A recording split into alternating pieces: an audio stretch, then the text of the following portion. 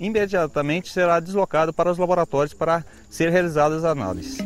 Os técnicos entram na mata e em vários pontos a falta de cuidado é evidente.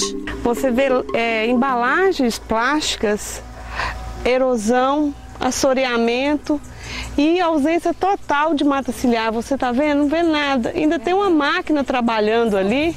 O crescimento desenfreado das lavouras mostra o desrespeito às margens do rio. Alguns testes de água e solo são feitos em campo. Essas análises vão comprovar o trabalho da equipe dentro da própria bacia hidrográfica. Um triste diagnóstico e seguimos viagem rio abaixo.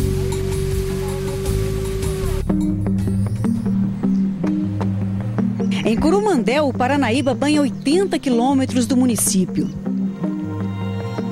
Toda essa região é rica em diamantes e os garimpos foram se formando perto dos afluentes do rio Paranaíba. Um deles é o Rio Dourados, que passa em Abadia dos Dourados. E uma outra cidade recebe o nome por causa da exploração mineral, Cascalho Rico. Mas o que se vê é o cascalho revirado, buracos e homens em busca de um sonho. Todo mundo aqui está em busca do diamante, né, para melhorar a situação, né? Já lavei cascada doidada, já está quase com 20 anos e ainda não peguei a pedra que eu quero. Em Coromandel há 2 garimpos autorizados, mas o que reflete hoje em dia é o sol na água. Os trabalhadores encontram algumas pedras, mas de baixo valor. Esse aqui foi na sexta-feira passada. Esse outro aqui já tem uns 15 dias. Uma dó que ser pequeno, né? Se fosse grande, assim, se fosse um diamante grande, já melhorava bastante a vida da gente, né? Tempos difíceis no garimpo. E também para quem vive da pesca. O Paranaíba não é o mesmo de anos atrás. Não tinha lavoura, agora hoje em dia só é lavoura, cana, né? É gado. Então acabou, não tem mais. A vida que a gente conheceu não é mais a vida de hoje, é super diferente. Poucos lugares que é preservado, o resto tudo é só degradação mesmo que tem. A água que corria veloz hoje esbarra nas barragens. São 4 usinas hidrelétricas que formam grandes lagoas artificiais. A gente está vendo essa água toda azul, assim, parece ser limpa. Essa limpeza é só aparente? Olha, como nós percebemos durante todo o trecho do rio, acima da barragem, o rio apresenta uma água muito turva, com muitos sedimentos. Quando essa água chega no reservatório, essa água ela fica parada, ela não tem toda aquela movimentação que vai levantar todo esse sedimento do fundo. Nesse momento, esses sedimentos eles precipitam, né? Você tem um processo de decantação e você tem essa aparência de água limpa.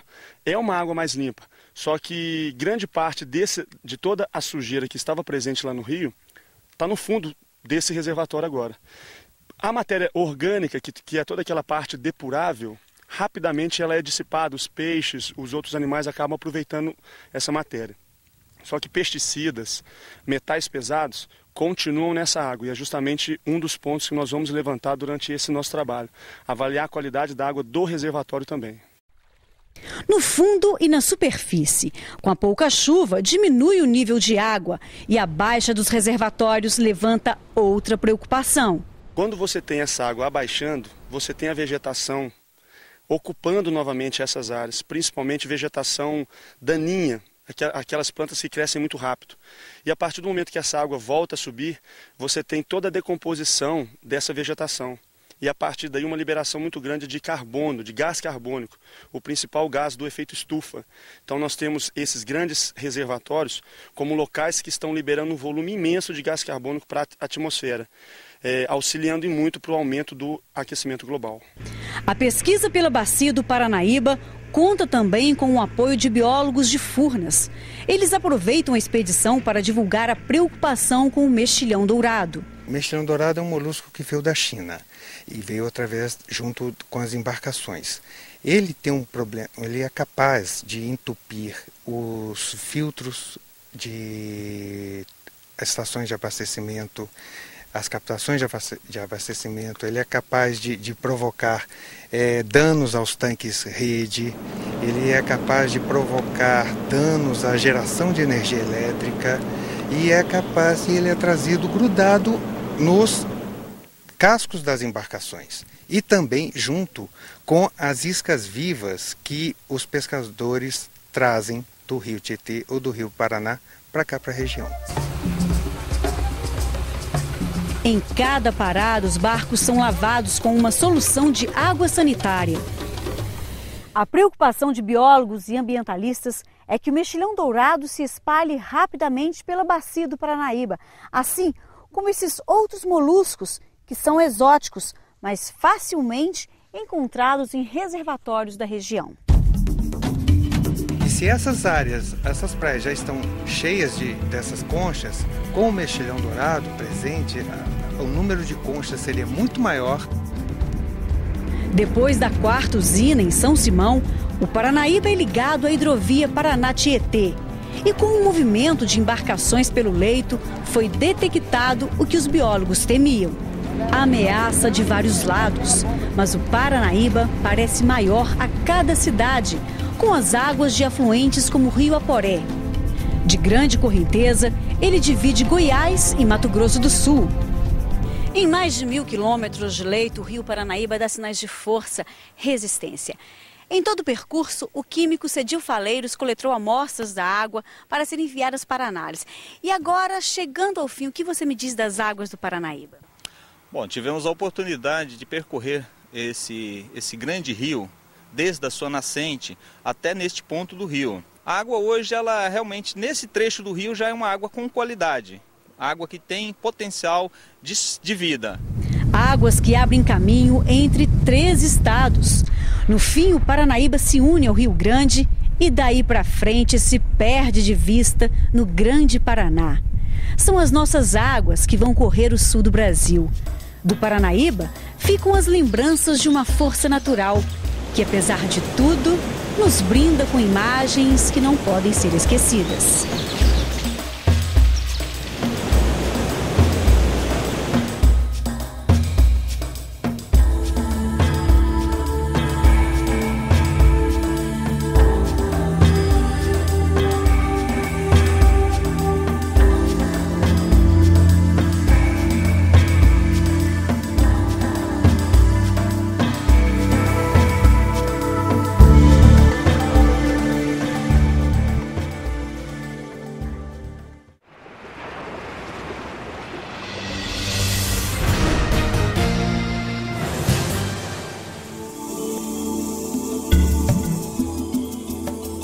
Da nascente à Foz, de Minas a Mato Grosso do Sul, passando por Goiás, o Vale do Paranaíba tem uma identidade encontrada no seu povo, nos costumes e tradições. Nas mais de 50 cidades banhadas pelo rio, ouvimos histórias e encontramos muita gente hospitaleira. Em Santa Vitória, o dedinho de prosa é num lugar bem aconchegante.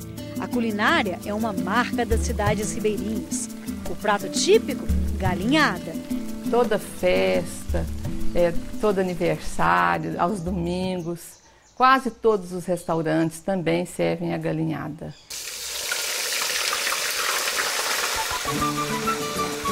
A galinha é colocada em óleo quente e Dona Darcy dá um segredinho de cozinheira.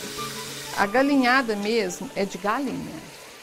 Ou franga, né? Quando a franga é nova, é mais rápido. Quando a galinha é velha, aí a gente tem que colocar na panela de pressão. A galinha doura na panela.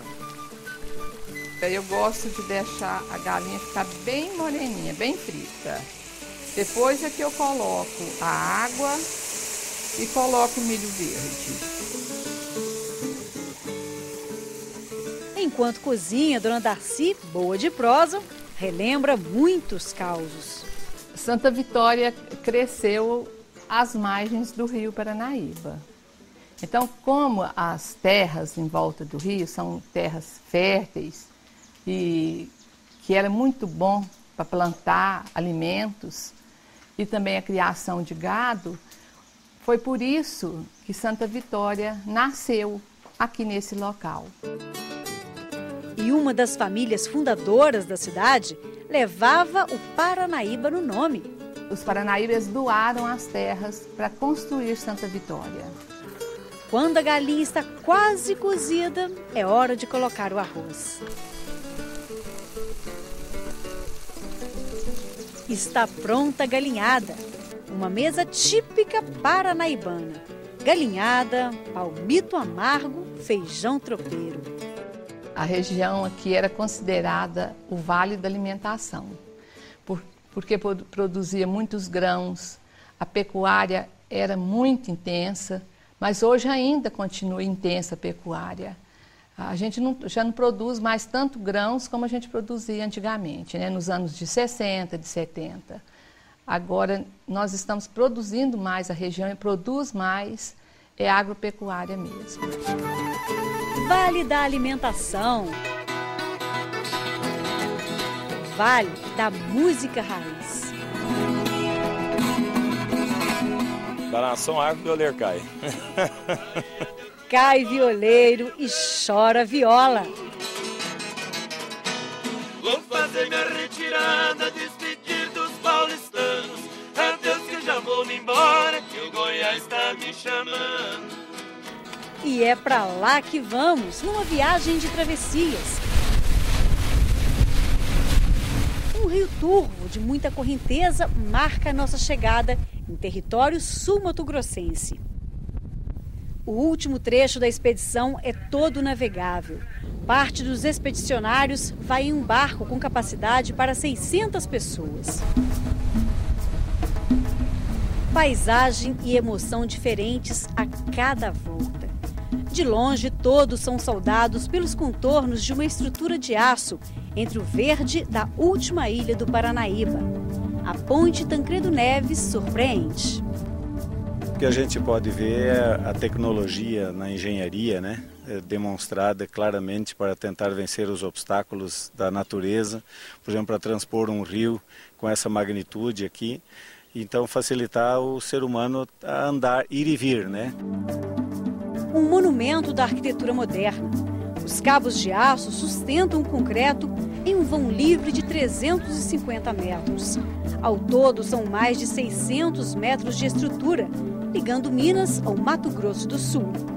Ela começou a ser erguida em 1994, época em que seu Natal e Dona Ana eram os responsáveis pela balsa que atravessava o rio. Inteira, a noite inteira, era dia e noite, tinha dia. Quando chegava o passageiro, tinha que ir lá levar. Estamos em Paranaíba. Paranaíba significa acima do rio Paraná, dito pelos índios. Os primeiros colonizadores eram mineiros, abriram fazendas, ergueram o povoado. Janete Santos guarda tudo com carinho. Ela é descendente dos fundadores. Eles estavam lá em um conflito e preferiram se deslocar para cá, o que acabou formando o povoado Santana do Paranaíba, de início, né? Dizem os historiadores que, por se chamar Ana, esposa de José Garcia Leal, aqui a vila ficou chamando Santana do Paranaíba. Isso até agora, 1938. Só então nós passamos ao nome de Paranaíba, que é uma referência a esse rio tão importante e que banha uma grande extensão do nosso município. A influência mineira não está só na decoração. Minas é um estado irmão e que não teria como deixar de exercer uma grande influência sobre a população paranaíbense, porque foram os nossos colonizadores. Até hoje, por tradição, nós temos muitos filhos de famílias que vão fazer sua formação acadêmica em Minas. Temos uma ligação forte com o Estado, muitas famílias que vieram de Itajuba, de Uberaba, que estão aqui conosco já há muito tempo. E a influência é grande, tanto na culinária, somos fãs do pão de queijo, falamos, né, um orgulho. Esse rio é a nossa maior divisa, nós levamos para onde quer que viajemos, somos paranaíbenses, estamos às margens do rio Paranaíba. Por causa da posição estratégica entre os estados de Minas Gerais, São Paulo e Goiás, Paranaíba foi rota de expedições importantes no desbravamento do país. Antes de atravessar o Paranaíba, vindo de Cuiabá, para levar notícias à corte no Rio de Janeiro, Visconde de Toné pernoitou aqui na cidade. Foi onde conheceu uma bela jovem que o inspirou a escrever o romance Inocência. É a história de uma moça que era descendente dos Garcias e ela tinha um romance, ela era noiva, tinha um romance já para casar com esse noivo e se apaixona por outro. E aí assim a história vai toda até o final. Ele se inspirou nesta moça de Paranaíba e de Santana, né, digamos assim, e nas belezas de nossa terra. O romance faz parte da vida de Dona Cida. Ela ganhou o livro aos 15 anos e a partir daí se apaixonou pela literatura. Hoje, pesquisa a história do lugar. Paranaíba era a rota dos lutadores da Guerra do Paraguai. Até hoje passam por aqui muitas expedições, como a nossa, que chega ao fim em um dia de tempo fechado. São as últimas horas no leito do Paranaíba.